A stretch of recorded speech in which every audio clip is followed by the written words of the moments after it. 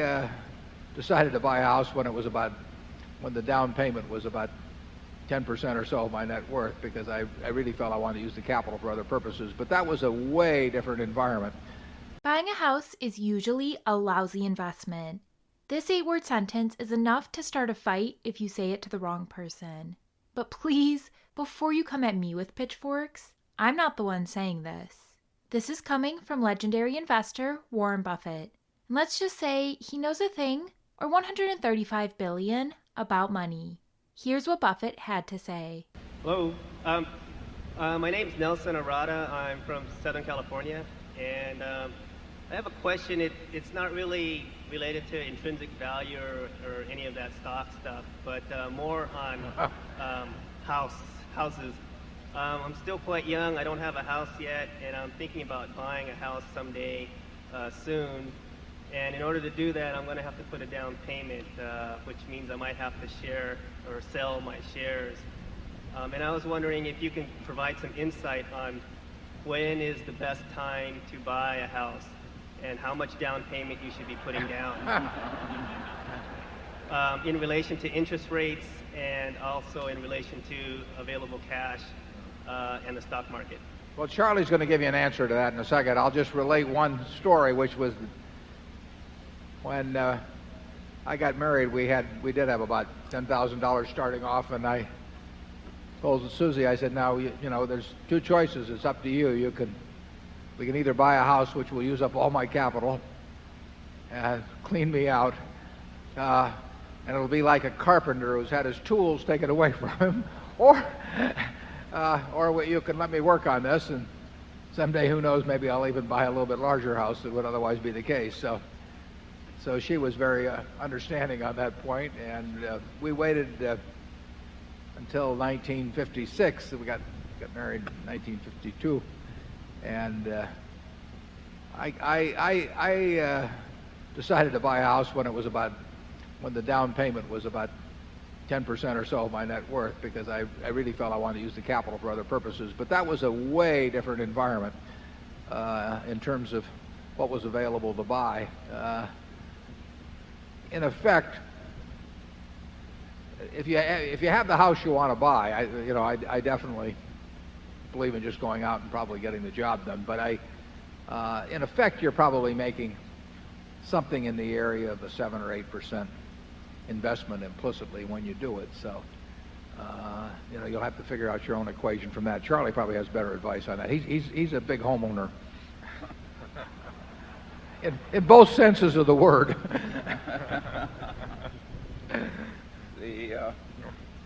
I think the time to buy a house is when you need one. And when do you need one? Well, I have very old-fashioned ideas on that too. The single people, I don't care if they ever get a house.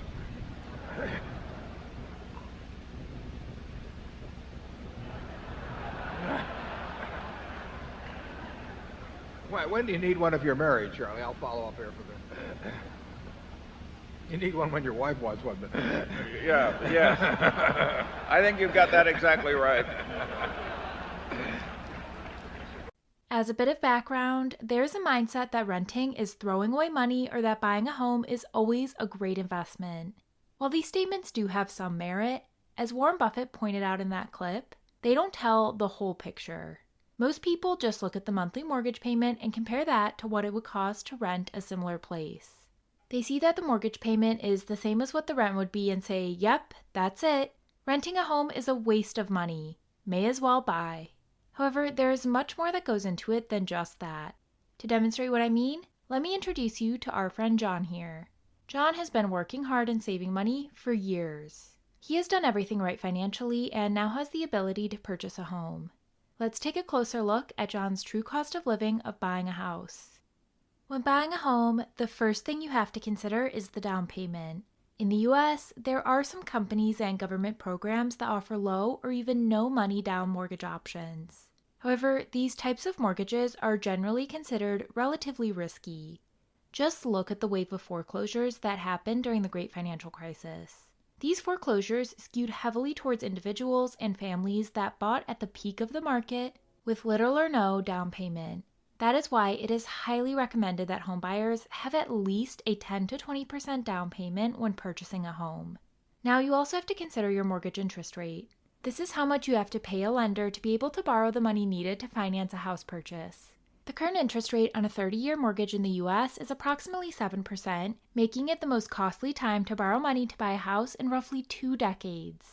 Now, the math gets a little complicated, but for simplicity, at a 7% interest rate, approximately 7% of your loan balance is getting paid to the bank in the form of interest each and every year. As you're about to see, the interest number can really add up over the life of a mortgage. Third is private mortgage insurance, or PMI for short. For borrowers with less than 20% down payments, lenders typically require PMI. This is essentially an insurance policy that protects the lender in the event the borrower stops making payments.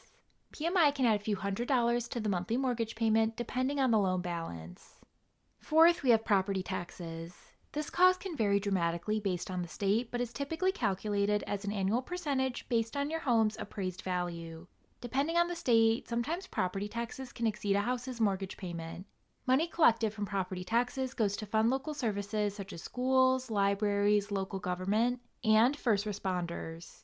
Property taxes can range from a couple of $1,000s in low cost of living states to tens of thousands of dollars for expensive houses in high tax states. Next on the list, we have homeowners insurance. Homeowners insurance helps cover the cost of replacing or repairing a home in the event it gets damaged or destroyed. If you have a mortgage, odds are you're going to be legally required to carry homeowners insurance as a way to protect the lender in the event the house gets damaged or destroyed. Similar to property taxes, this cost will also vary widely depending on what part of the country you're in. Homes located in areas of the country that are prone to natural disasters will pay higher rates than homes located in safer areas. The average homeowners insurance policy in the United States is approximately $150 to $200 a month. As if these 5 costs weren't already enough, number 6 on our list is repairs and maintenance.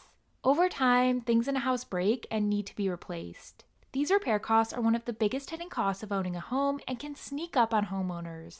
Repair costs can range from a few $100s for a plumber to repair a leaky pipe, to $10,000 to replace the HVAC system, to over $15,000 to get a new roof put on. As a rough rule of thumb, it is recommended to budget 1 to 2% of the home value each year to account for these costs. Now let's see how all these costs apply to our friend John here. For the sake of this example, let's say the typical house in John's area is selling for $500,000. If John wants to have a 20% down payment, he will have to come out of pocket $100,000. That means John will have to borrow the remaining $400,000 in the form of a mortgage to purchase the house. At a 7% interest rate on a 30-year mortgage, John's monthly payment would be $2,661.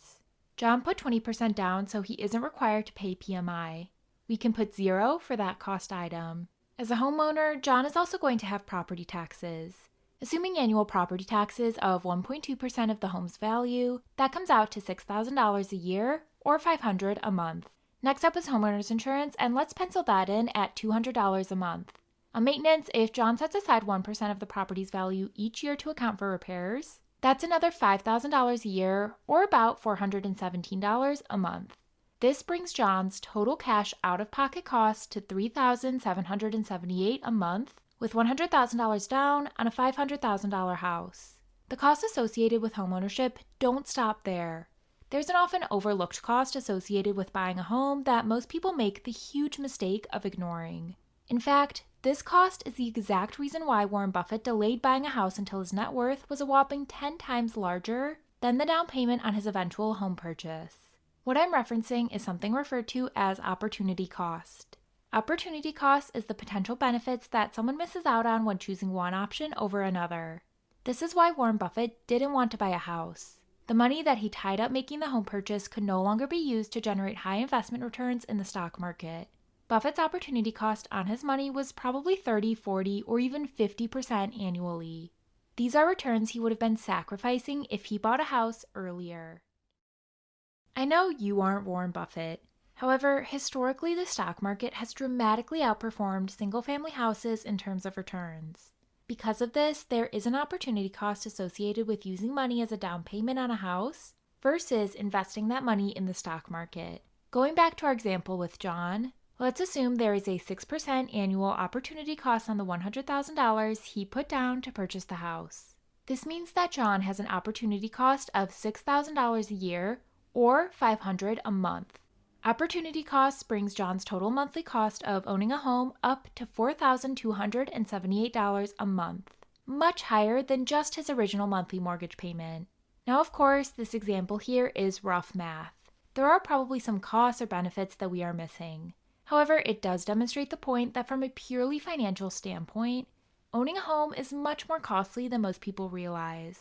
Compare that to renting. When you rent, calculating your monthly cost is super simple. It is whatever the rent amount is, and that's pretty much it. At least in the US, renters typically aren't responsible for things like property taxes, maintenance, or homeowners insurance.